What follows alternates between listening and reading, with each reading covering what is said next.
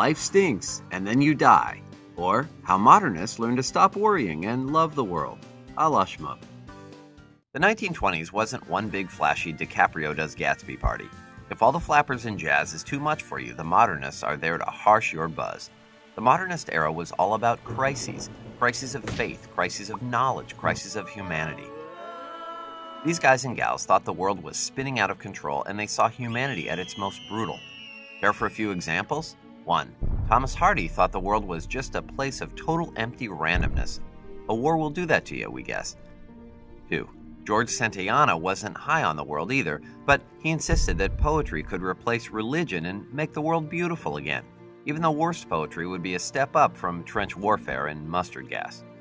Roses are red and violets are blue.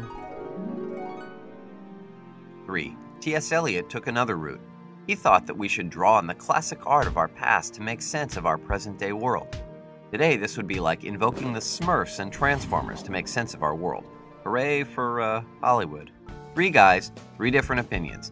It might all sound like the modernists were just coming up with creative ways to dodge reality. So long, reality! Ha ha ha!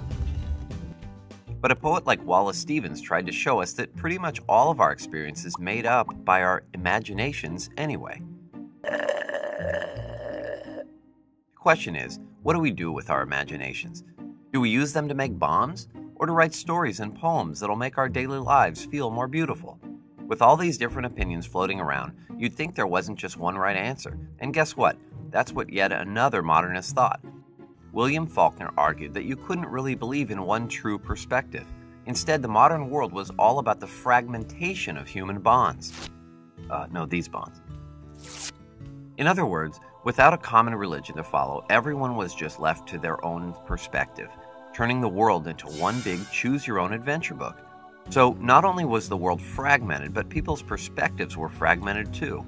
How did these guys run a society when everyone had their own take on what's right and wrong? What do you think? Shmoop amongst yourselves.